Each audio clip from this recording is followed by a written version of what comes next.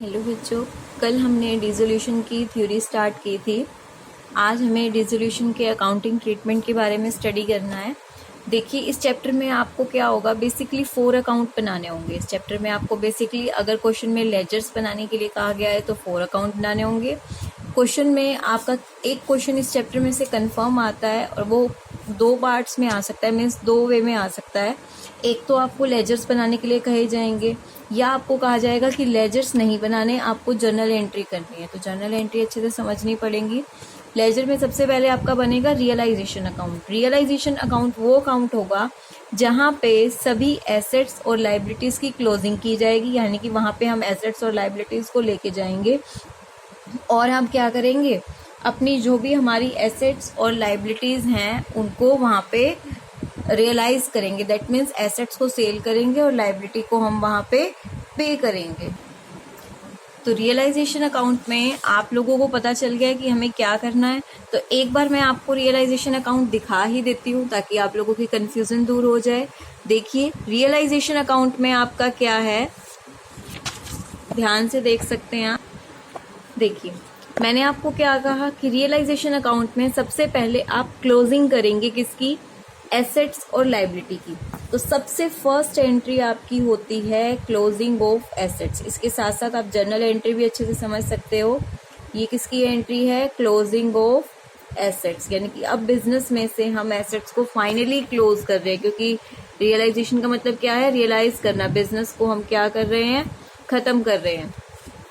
तो देखिए, यहाँ पे सारी एसेट्स जितने भी आपके बैलेंस शीट में फॉर्म में एसेट है वो हम सब यहाँ पे लिख देंगे, पर उसमें क्या क्या नहीं आएगा वो देख लीजिए। कोई कैश या बैंक का बैलेंस है वो यहाँ पे नहीं आएगा, क्योंकि हमारा कैश का अलग से सेपरेट अकाउंट बनता है। कोई फिक्टिशियस एसेट है वो आपकी नहीं आएगी, जैसे एडवर्टीजमेंट अकाउंट, एक्सपेंडिचर वगैरह है।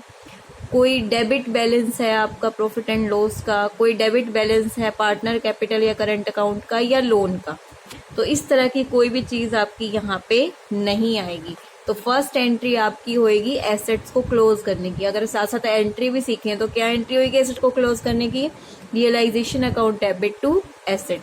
अब फिर हम यहाँ पे क्या कर रहे हैं, क्लोजिंग कर रहे हैं किसकी, लाइबिलिटीज की। क्लोजिंग किसकी कर रहे हैं, लाइबिलिटीज। एक तरफ आपने रियलाइजेशन अकाउंट बनाया, एक तरफ सारी एसेट्स लिख दी, एक तरफ सारी लाइबिलिटी लिख दी। इसमें हम क्या क्या नहीं लेंगे, इसी का opposite, credit balance of P&L, reserve, क्योंकि ये जो डेबिट और क्रेडिट बैलेंस है ना P&L के, ये सारे फिक्टिशियस एसेट, ये सारे कैपिटल अकाउंट में जाएंगे। जैसे कि आप लोगों को पता भी है, फिक्टिशियस एसेट जो भी थी हमारी, या प्रॉफिट एंड लॉस था या रिजर्व था, हम पार्टनर्स में डिवाइड करते थे, सेम इस चैप्टर में भी वही डिवाइड होंगे।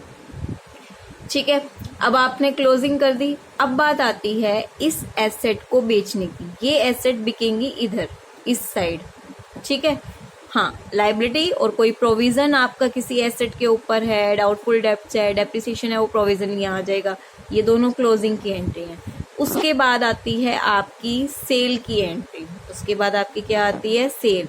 चाहे कोई एसेट आपकी रिकॉर्डेड थी चाहे अनरिकॉर्डेड थी, अगर आपने सेल किया है तो सीधा बाय बैंक।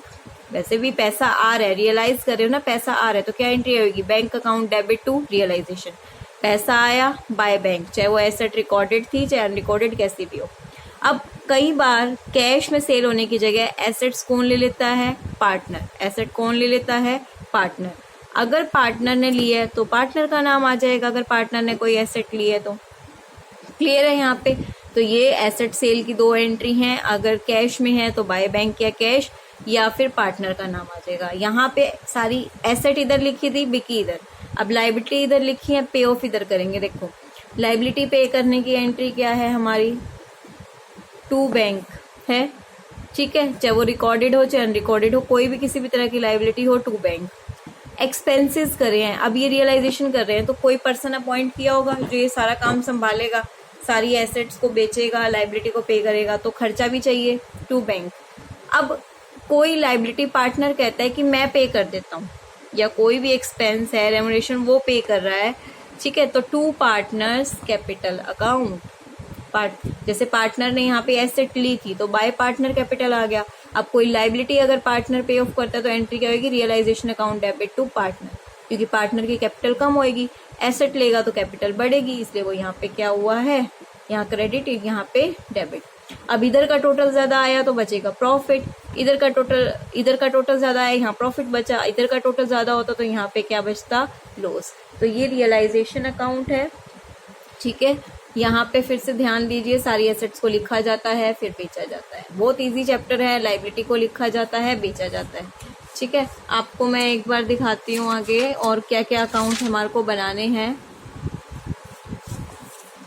इसके बाद हमारा रियलाइजेशन अकाउंट बनने के बाद लोन अकाउंट बनेगा। अगर पार्टनर का कोई लोन का बैलेंस है तो वो हम पे करेंगे। उसके बाद कैपिटल अकाउंट बनेगा। कैपिटल अकाउंट में बैलेंस, कोई अगर हमारा रिजर्व फंड है तो वो आ जाएगा।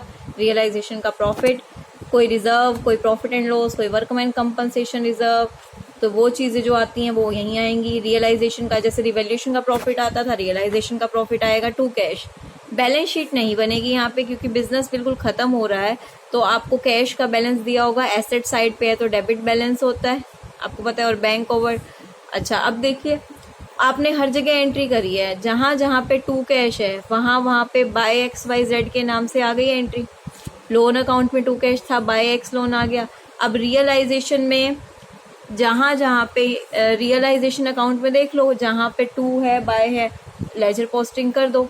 सारी एंट्री करने के बाद आपका कैश का दोनों तरफ का बैलेंस क्या आना चाहिए, सेम। तो इस तरह के आपके अकाउंट बनेंगे। रियलाइजेशन अकाउंट बनेगा, लोन अकाउंट बनेगा, पार्टनर्स कैपिटल अकाउंट बनेगा एंड कैश अकाउंट बनेगा। तो आज हम जर्नल एंट्रीज समझ रहे हैं। देखिए, अब एक बार नोट्स में देखते हैं हम। तो ये तो आपको पता लग गए सारे अकाउंट। जर्नल एंट्री भी आपकी सेम अभी मैंने सिखाई। किसी भी एसेट को क्लोज करने की एंट्री बताई ना, realisation account debit to assets. Goodwill लेंगे इसमें, पर fictitious asset, profit and loss का बैलेंस, जर्नल रिजर्व, ये सब नहीं लेंगे। लाइबिलिटीज और प्रोविजन की एंट्री दिखाया था ना, अभी क्रेडिट साइड पे आया था, रियलाइजेशन क्रेडिट हुआ था। एसेट में जब क्लोजिंग की थी तो रियलाइजेशन डेबिट हुआ था, लाइबिलिटी और प्रोविजन में क्रेडिट हुआ। फिर एसेट को बेचा, यहाँ रियलाइजेशन डेबिट, यहाँ क्रेडिट पैसा आया। किसी पार्टनर ने लिया, बाय पार्टनर, मैंने अभी आपको उसमें दिखाया। Outside liability, realisation account debit to cash. और कैश की जगह पार्टनर ने अगर कोई लाइबिलिटी ली है तो देखिए,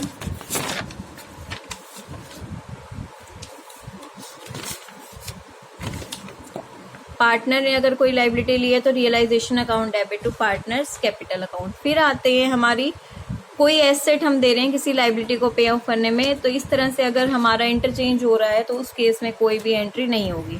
अब रियलाइजेशन एक्सपेंस का ध्यान से समझिए, एंट्रीज आपकी आएंगी। बॉन्ड यानी कि खर्चा किसके द्वारा किया गया और पे कौन कर रहा है। खर्चा फर्म का फर्म के द्वारा दिया गया तो realisation account debit to cash. Firm का पार्टनर के द्वारा दिया गया, realisation account debit to partners capital account. Partner ने किया और फर्म ने दिया तो partner capital account debit to cash account. Partner ने किया, पार्टनर ने पे किया, कोई एंट्री नहीं, फर्म से लेन देन नहीं है। अगर हम पार्टनर को कोई फिक्स्ड अमाउंट देते हैं तो realisation account debit to partners capital account. Loan account की एंट्री देख लो, क्रेडिट बैलेंस अभी दिखाया तो सीधा टू कैश की एंट्री थी। कई बार डेबिट बैलेंस होता है तो हम वहां पे क्या कर देते हैं, टू पार्टनर्स लोन अकाउंट करके, कहीं पे जरूरी नहीं है कि डेबिट में कैश बचेगा या क्रेडिट में, दोनों तरफ का बैलेंस सेम नहीं आएगा। दोनों तरफ का बैलेंस सेम नहीं आएगा तो उस केस में या तो वो कैश बिजनेस के लिए लाएगा या बिजनेस में से कैश लेके जाएगा। तो कोई भी एंट्री हो सकती है, जब आप लोन अकाउंट बनाएंगे तो पता चल जाएगा। उसके बाद प्रॉफिट आएगा जो पार्टनर्स में चला जाएगा, लॉस आएगा तो भी पार्टनर्स देंगे। पार्टनर लॉस में पार्टनर कैपिटल अकाउंट डेबिट होंगे, प्रॉफिट में क्रेडिट होंगे। फिर कैपिटल अकाउंट में आपको पता है अगर सरप्लस होगा तो टू कैश बिजनेस में से पैसा ले जाएगा और डेफिशिएंसी होगी तो बिजनेस में पैसा ले आएगा। ये पार्टनर्स के कैपिटल अकाउंट की क्लोजिंग एंट्री है जो लास्ट में होती है। अच्छा, फिर आपको कुछ ये समझना है, कुछ आउटसाइड लाइबिलिटी होती हैं, बैंक ओवरड्राफ्ट है, इनकम रिसीव्ड इन एडवांस है, एम्प्लॉय प्रोविडेंट फंड है, सेविंग बैंक है, पार्टनर पब्लिक डिपॉजिट। ये तो हमारी रियलाइजेशन में जाती हैं। बट जो नॉन आउटसाइड लाइबिलिटी, रिजर्व वगैरह स्पेशली जो आपके हैं, ये नॉन आउटसाइड लाइबिलिटी हैं, पर ये तो रियलाइजेशन में जाता है। बट रिजर्व वगैरह हमारे पार्टनर्स कैपिटल अकाउंट में ही डिवाइड होते हैं। आप यहाँ पे फॉर्मेट समझ लीजिए, रियलाइजेशन का फॉर्मेट अच्छे से, इसमें रियलाइजेशन का फॉर्मेट नहीं बना हुआ है, आपको नोट्स में बनाना है, होमवर्क में दे रही हूँ मैं। फॉर्मेट ऑफ रियलाइजेशन अकाउंट, कल आपकी बुक में नेक्स्ट टॉपिक स्टार्ट हो रहा है। इस जर्नल एंट्री के बाद वर्कमैन कंपनसेशन रिजर्व्स रिलेटेड से एंट्री है, क्वेश्चन स्टार्ट हो रहे हैं, कल वहाँ से स्टार्ट करेंगे।